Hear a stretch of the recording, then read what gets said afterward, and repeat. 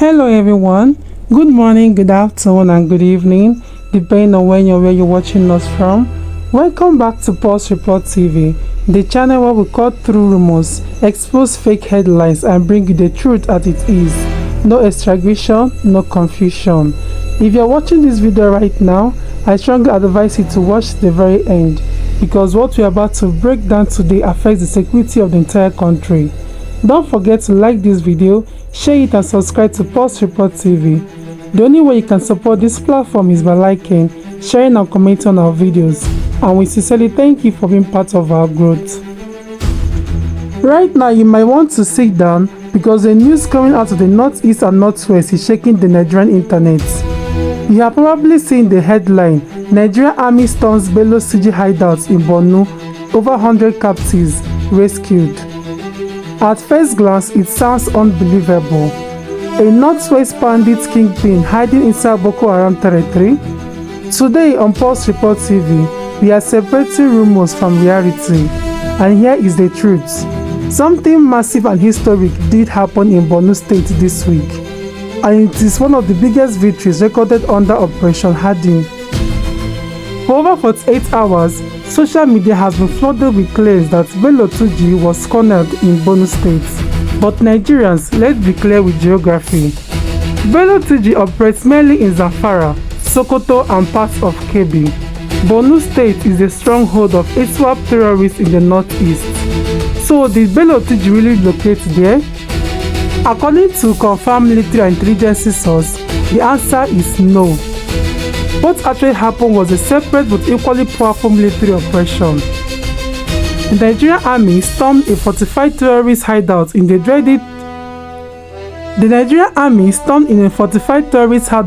dreaded Tibuku Triangle of Borno State, a location that has troubled Nigeria for years.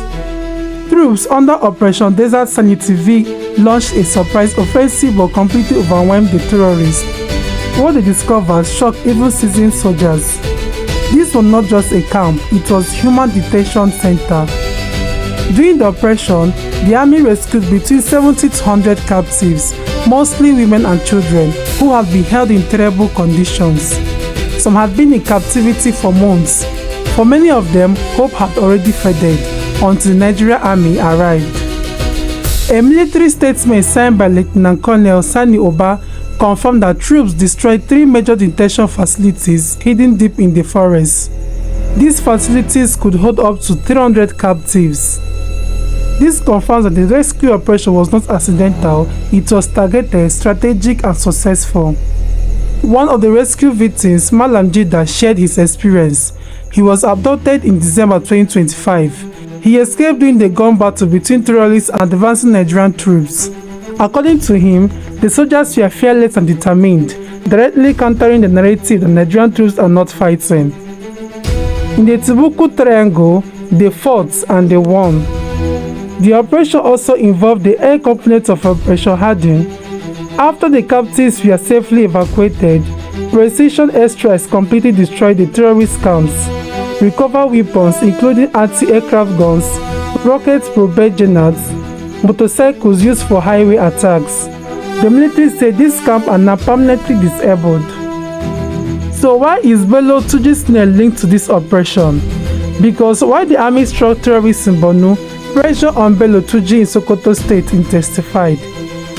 Just days ago, Tuji issued threats that caused panic in Tidiabao and surrounding communities. The defense headquarters has now declared Bello Tuji a dead man walking. The Chief of Defense Staff has ordered a final offensive and intelligence report, say Bello is running out of hiding places. However, Nigerians must remain alert. As terrorists are crushed in Borno and bandits are hunted in the northwest, there is concern that some may flee into new states, attempt to merge forces. Reports already suggest movement toward Kwara and Niger states. For now, intelligence confirms Bello is still trapped in the northwest. In another development, a video has surfaced online allegedly showing a Red Cross official raising alarm over claims of plans by Fulani terrorists to Islamize Nigeria. The video has sparked outrage and intense debate nationwide. At this time, authorities are working to verify the authenticity, context and intent of the video. Our analyst urges Nigerians to avoid spreading unverified information. We will bring confirmed updates as they emerge.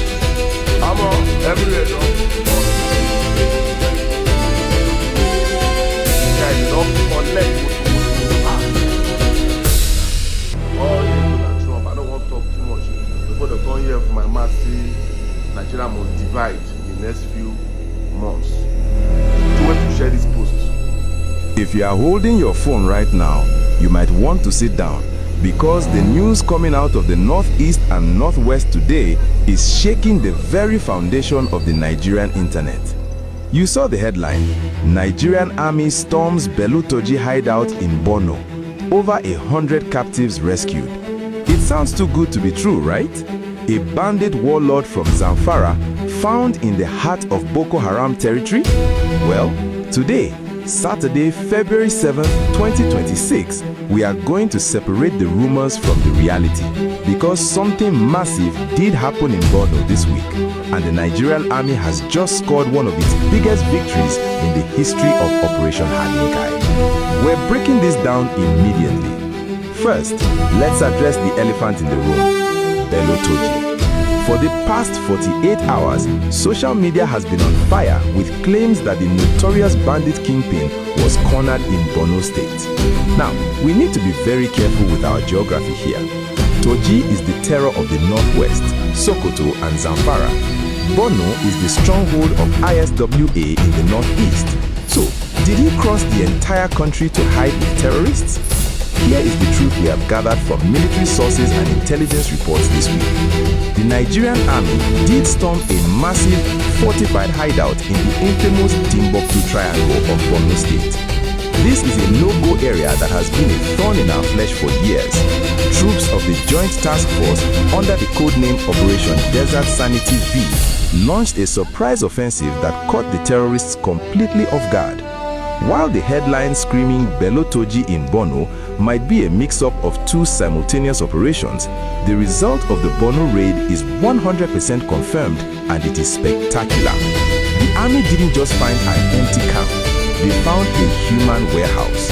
We are confirming that over 70 to 100 captives, mostly women and children who had been held in horrific conditions, were rescued during this operation. Imagine the scene.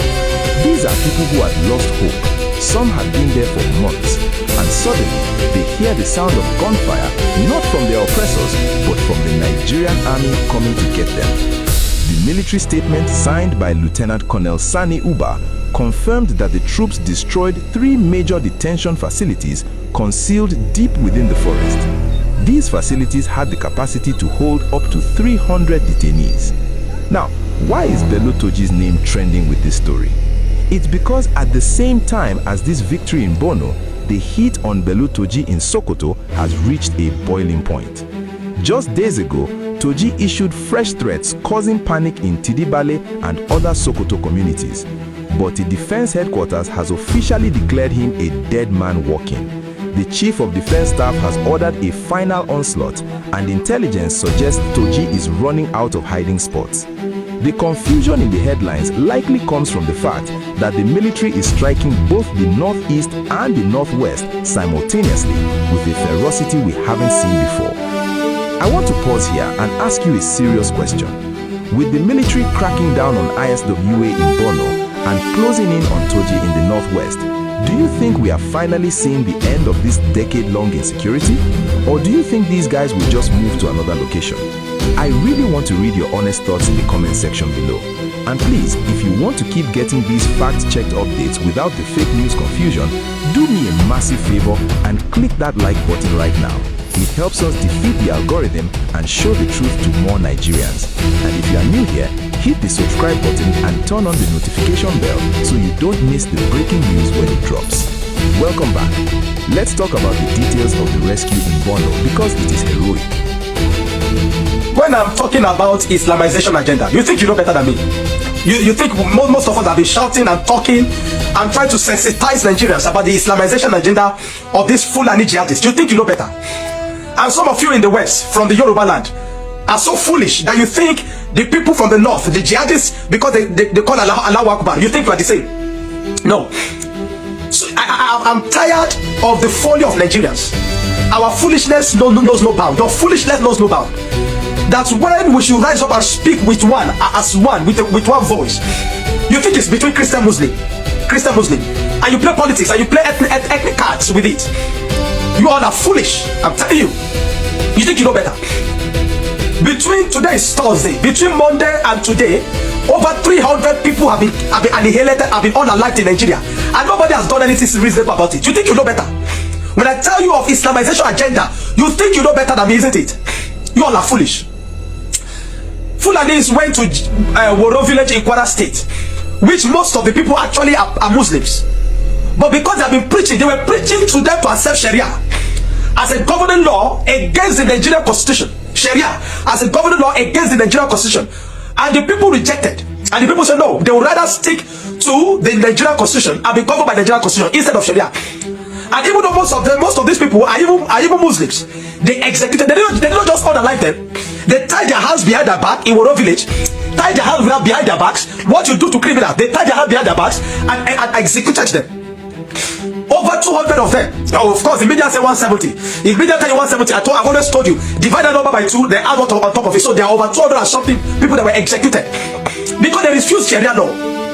And I told you the other time in my video when I was explaining the pattern of Islamization, when I was explaining the sequence, the stages of Islamization. Number 1 is that they're moving. They're either moving by migration or they're moving by invasion. Number 2, they occupy government positions. And when they begin to occupy government positions, they begin to vow for different stuff like that. Number 3, they begin to multiply. And when they multiply to a certain number, then number 4, they implement Sharia. And the moment you accept Sharia, then jihad will happen. And Nigeria presently, 12 states are practicing Sharia. 12 states. And if you think those people carrying these atrocities and carrying those guns at the minute, you are wasting your time, because the people that are backing them up are the 2 people that are up high there. They are religious leaders, the oligarchs in the north, the politicians, most of them in the military that are backing them up. They will not come out, but they are supporting it. They want to turn Nigeria to a Turkey. They want to turn Nigeria to a Lebanon. They want to turn Nigeria to a Jordan. They want to turn Nigeria to an Egypt. And we keep shouting this thing every day. Wow, over 200 people executed like that, and we are going about our businesses as normal people with no consequence whatsoever. You think you know better than me, isn't it? I keep talking of Islamization agenda, but you think I'm foolish, not knowing that you are the one that is foolish. For the Yoruba people, I warn you again, be careful. See, I've told you before, in that video I told you, I said the Igbo land will be the most difficult. But what they're going to use in the Igbo land is money, because they understand, see, the devil will always tempt you with what you like most. They know the Igbo people like money.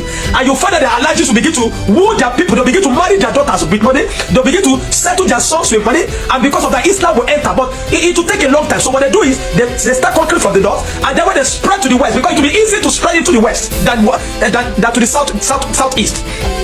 And then from the west now, they'll conquer. Now you see, their activity in Kwara is very, is very evident now. Their activity in Kwara is evident. Their activities in Kwara is effective.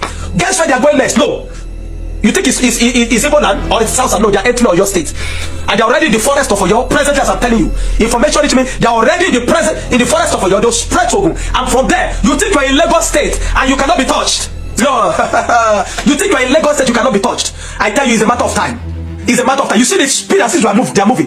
It is just a matter of time. It is just a matter of time. I want to tell you, look for how to defend yourself.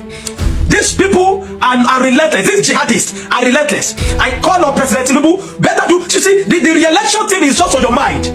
The politicians they don't have your time. They don't care about you. Let 500 be killed today, they don't care. They'll go about their campaign. To them it's about party. And we have idiots, useless men in this government that would rather come and, instead of sympathize with the people or provide solution or aggressively attack these people, they would rather come out and banter Peter Obi or banter one party or the other.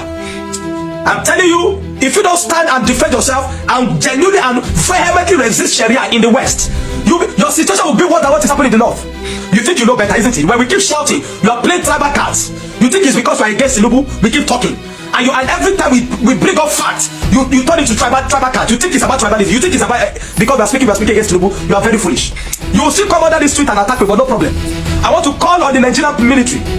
As much as I know many of you are compromised, I want to call in the Nigerian government. Do not allow the Fulanis, a minority tribe that is causing mayhem, a minority tribe, an infinitesimal amount of people that can be silenced once. We can't allow them to gain dominance, to gain ground. I told you of Islamization agenda, you think I'm playing. No problem. If Sharia is not abolished intentionally in Nigeria, I am telling you, 20 years from today, we are not ending this problem. If Sharia is not abolished in Nigeria, 20 years from today, this challenge is not ending. We have become a people that is totally a people of no relevance. We have become So to my viewers, now let's hear from you. Do you believe Nigeria is finally getting the upper hand against insecurity, or do you think these groups will simply move elsewhere? What are your thoughts on the viral Red Cross video? Drop your views in the comment section.